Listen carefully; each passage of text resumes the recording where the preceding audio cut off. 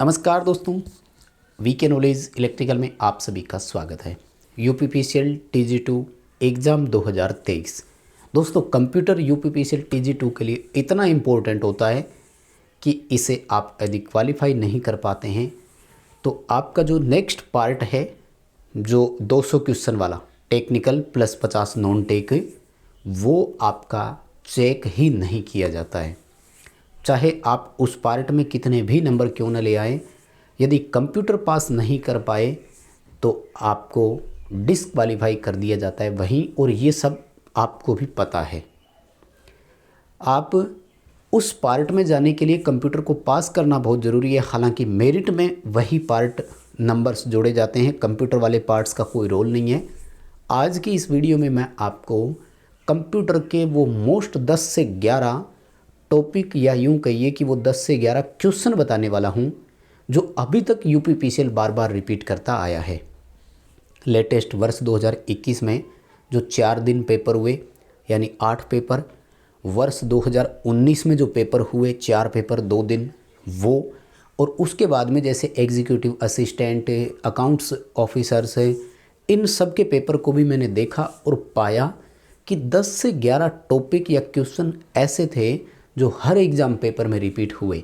आज की इस वीडियो में मैं आपको वो एक एक करके बताने वाला हूँ। आप अपनी तैयारी कंटिन्यू करते रहें। मैं ये नहीं कह रहा हूँ कि केवल ये 10-11 क्वेश्चन ही पढ़ें, मैं ये कह रहा हूँ कि इन 10 से 11 टॉपिक या क्वेश्चंस को आप बहुत डीपली पढ़ें और पूरा पढ़ें, क्योंकि लगभग आपको 22.5 नंबर लाने हैं। कंप्यूटर में नेगेटिव मार्किंग भी है तो बड़ा क्रूशल हो गया एक तरह से। नेगेटिव मार्किंग नहीं हो तब भी 50 क्वेश्चंस में मान लीजिए कि कुछ में तुक्का लगाएं तो सही हो जाए। अब गलत भी नहीं कर सकते, आप उसी क्वेश्चन को कर सकते हो जिसमें 100% आप कॉन्फिडेंट हो कि हाँ मेरा सही हो जाएगा। तो फिर इसको जानना बड़ा ज़रूरी है। खैर, इस तरह की बातें तो करते ही रहेंगे। आइए मैं आपको बता देता हूँ कि हम वो जो टॉपिक है वो कौन कौन से है जिसे आपको पढ़ना है और जो हमें अब तक सबसे ज़्यादा बार रिपीटेशन में देखने को मिला। मेरे दोस्त, सबसे पहला जो क्वेश्चन इसमें है वो है ASCII कोड वाला topic, American standard code for information interchange इसका पूरा नाम है। पेपर में इसका पूरा नाम आ सकता है, कितने बिट का होता है ये आ सकता है। इसमें जो क्वेश्चन आते हैं वो 2 तरीके के आते हैं। कौन कौन से 2 तरीके? यूँ आता है एक तरीका तो कि ए का कोड दे दिया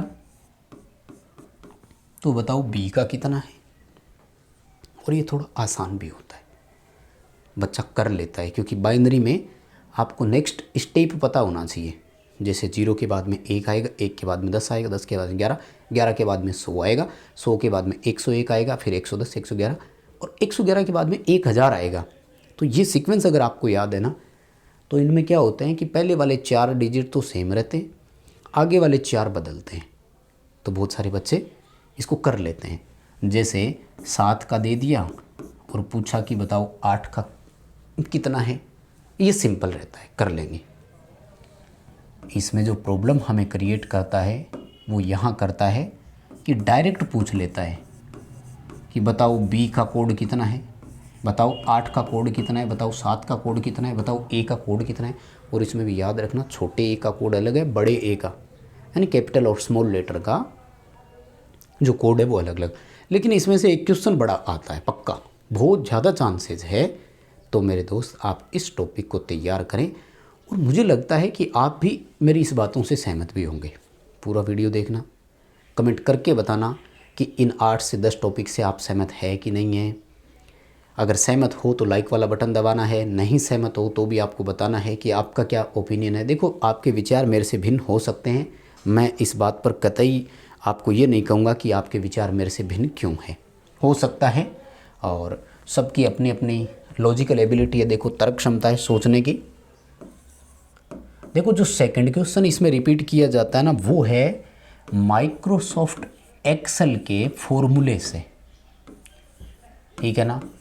एक्सेल के फॉर्मूले से रिलेटेड एक क्वेश्चन पक्का आएगा। जैसे फ्लोर और सीलिंग का आता है, समझ गए ना। फ्लोर का मतलब होता है ऊपर की संख्या में ले जाना, फ्लोर का मतलब है ना। सीलिंग का मतलब ऊपर की संख्या में ले जाना, फ्लोर का मतलब नीचे की संख्या में ले जाना। इस तरह का एक फॉर्मूला आ जाता है। कोई डिवाइडेशन का आ जाता है, पावर का आ जाता है, एवरेज का, टाइम, डेट। 15 से 20 मोस्ट इम्पोर्टेंट फंक्शन है, आपको पढ़ने पड़ेंगे। पुरानी वीडियो में मैंने ये करवाए हुए हैं, अगर आप चाहें तो उन वीडियोज़ को ज़रूर देखें समय निकाल कर। अपने यूट्यूब चैनल पर प्लेलिस्ट आपको मिल जाएगी। तीसरा जो क्वेश्चन आता है मेरे दोस्त, वो आता है माइक्रोसॉफ्ट एक्सेल में फंक्शन से रिलेटेड। फॉर्मूला और फंक्शन में थोड़ा सा फ़र्क होता है, ध्यान रखना, ठीक है ना। फंक्शन का कोई डायरेक्ट क्वेश्चन आ सकता है, आपसे सवाल पूछे जा सकते हैं कि वी लुकअप क्या काम आता है, गोल सीख क्या काम आता है, ठीक, कई तरह के हो सकते हैं। फंक्शन और फॉर्मूले दो अलग अलग चीज़ होती है, आप दोनों को अलग अलग पढ़ें और इन दोनों के क्वेश्चन आते हैं पेपर में, ठीक है ना। बाकी देखो माइक्रोसॉफ्ट एक्सेल इतना इम्पोर्टेंट है कि इसमें से क्वेश्चन तो आएगा ही आएगा। सेल क्या होता है, रो कॉलम क्या है, सेल का एड्रेस क्या है, एब्सोल्यूट एड्रेस कैसे लिखते हैं, रिलेटिव एड्रेस कैसे लिखते हैं, ये फॉर्मूले क्वेश्चन आते हैं। एक आता है कि सेल में टेक्स्ट और जो न्यूमेरिक एंट्री होती है उनके बाय डिफ़ॉल्ट अलाइन कैसे होते हैं। तो न्यूमेरिकल तो यहाँ से आते हैं और टेक्स्ट यहाँ से लिखे जाते हैं, तो लेफ़्ट और राइट का ये ध्यान रखना। यानी एक्सेल में से 5 ऐसे टॉपिक है जहाँ से क्वेश्चन आता है, तो आप माइक्रोसॉफ्ट एक्सेल को तो कवर करना ही करना है। मैं पूरा गारंटी से आपको कह सकता हूँ एक्सेल का क्वेश्चन ज़रूर देखने को मिलेगा। नंबर 4 अगर मैं बात करूँ तो वो सेल का एड्रेस है, चलो वो हो गया, उसमें करने की ज़रूरत नहीं है ना। माइक्रोसॉफ्ट एक्सेल का फॉर्मूला, फंक्शन, सेल का एड्रेस, एब्सोल्यूट, रिलेटिव और वो सब आएगा। अच्छा, उसके बाद में देखो वर्तमान में जो क्वेश्चन आ रहे हैं ना, वो आ रहे हैं भैया क्रोम ब्राउज़र से लेकर के। बहुत ही इम्पोर्टेंट क्वेश्चन बन गया ये तो।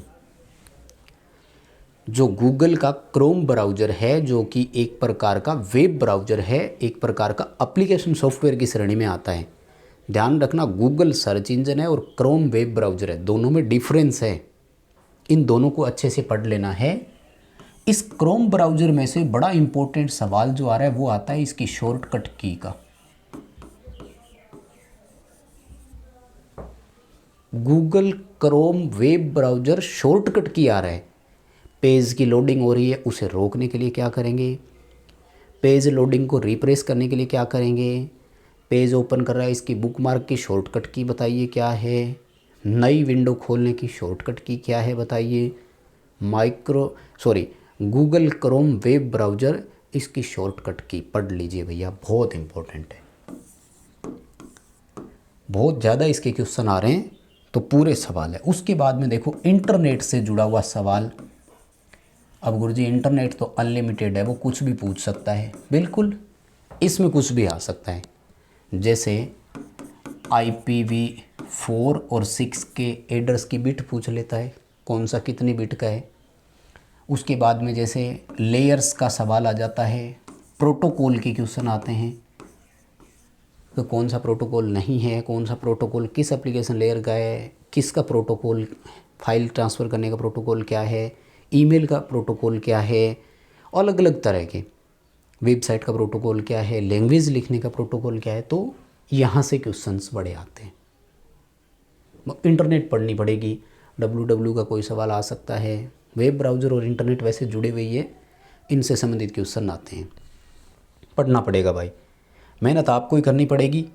टॉपिक बता रहा हूँ आपको मैं, और बिल्कुल मुझे यकीन है कि आप इन टॉपिक से सहमत होंगे। अगर आपने कभी भी पेपर दिया है तो आप ज़रूर देखेंगे। उसके बाद में देखो नेक्स्ट क्वेश्चन जो भी बन रहा हूँ, मैं नंबर 6 लगा देता हूँ। ईमेल के जो प्लेटफॉर्म्स है वो कौन कौन से हैं, ईमेल का सही एड्रेस क्या है, ईमेल आईडी के लिए वैलिड जो होता है वो क्या है, इसका डोमेन नेम कौन सा है, एक्सटेंशन नाम क्या है। इस तरह के क्वेश्चन ईमेल से आएंगे।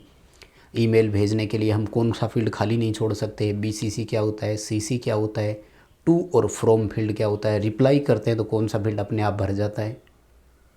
मतलब इस ईमेल के इर्द गिर्द आपको हो सकता है कि 1 या 2 क्वेश्चन देखने को मिल जाए। ट्रेस फोल्डर क्या है, ड्राफ्ट फोल्डर क्या है, आउटबॉक्स में कौन से सेव होते हैं, स्पैम एंड जंक ईमेल्स कौन से होते हैं, मतलब इसमें से सवाल आपको देखने को मिल जाएगा, ये मैं यकीन दिला सकता हूँ। इंटरनेट ईमेल ऐसा टॉपिक है। उसके बाद में देखो जो कंप्यूटर की जनरेशन है, इनमें से एक क्वेश्चन आ जाता है, वैक्यूम ट्यूब किस पीढ़ी में था, आईसी किस में आ गया, फोर्थ जनरेशन की विशेषता क्या है, कृत्रिम बुद्धि कौन से में शुरू हो गई थी, कोबोल किस में लैंग्वेज यूज की गई थी, फोर्ट्रान लैंग्वेज किस में यूज की गई थी, है ना। जनरेशन का सन वगैरह तो कम चांस है पूछे जाते हैं, लेकिन इनके फीचर्स के बारे में पूछ लिया जाता है। उसके बाद में देखो भैया ऑपरेटिंग सिस्टम, बड़े क्वेश्चन आएंगे। GUI कौन सा है और कमांड लाइन इंटरफेस कौन सा है, graphical user interface, command line interface. और उसके बाद में विंडो, लाइनक्स, यूनिक्स, इनके क्वेश्चंस आने लग जाते हैं। मल्टीटास्किंग है, मल्टी यूज़र है, कौन सा क्या है, उसकी विशेषता क्या है, किसके द्वारा विकसित किए गए हैं, वगैरह वगैरह करके ऐसा एक क्वेश्चन आपसे पूछा जा सकता है। नंबर 9 लगा देता हूँ गुरुजी, प्रोटोकॉल। चलो मैं इंटरनेट में बता ही चुका हूँ वो तो। प्रोटोकॉल के पूरे नाम तक पूछ लिए जाते हैं, पढ़ लेना। और 10वां है देखो फुल फॉर्म का। ये तो पक्की बात है, एक कोई भी नाम ऐसा हो सकता है जिसमें आपसे फुल फॉर्म पूछी जाए, पढ़ना पड़ेगा, कहीं से पढ़ लेना। और एक ओवरऑल किसी की भी शॉर्टकट की हो सकती है,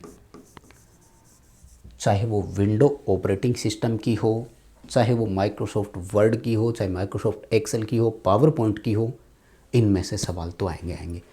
इसके अलावा देखो माइक्रोसॉफ्ट वर्ड और माइक्रोसॉफ्ट पावर पॉइंट, इनमें से भी क्वेश्चंस तो ज़रूर देखने को मिलेंगे। यानी ये 12 टॉपिक है जिनमें से आप पढ़ लो, कम से कम 30-35 क्वेश्चन आपके कवर हो जाएंगे आराम से, कोई दिक्कत नहीं आएगी। और CCC के अलावा नहीं आएगा। लिब्रे ऑफिस के बारे में बहुत सारे बच्चे कह रहे हैं वो नहीं आएगा, वो ओपन ऑफिस है, ध्यान रखना। ओपन ऑफिस के क्वेश्चन हाँ तुलना करवा सकता है कि माइक्रोसॉफ्ट पावर पॉइंट के जैसा ओपन ऑफिस में कौन है, तो उसे इम्प्रेस बोलते हैं, ओपन इम्प्रेस कैलकुलेशन बोलते हैं इसको, MS एक्सेल को। और वर्ड प्रोसेसर के जैसा होता है अपना माइक्रोसॉफ्ट वर्ड। तो दोस्तों ये थे टॉपिक। क्या आप भी इन टॉपिक से सहमत है? यदि हाँ तो प्लीज़ वीडियो लाइक ज़रूर करें। चैनल से पहली बार जुड़े हैं तो सब्सक्राइब कर लीजिएगा। ये वीडियो अपने दोस्तों तक ज़रूर पहुंचाइए। बहुत बहुत धन्यवाद।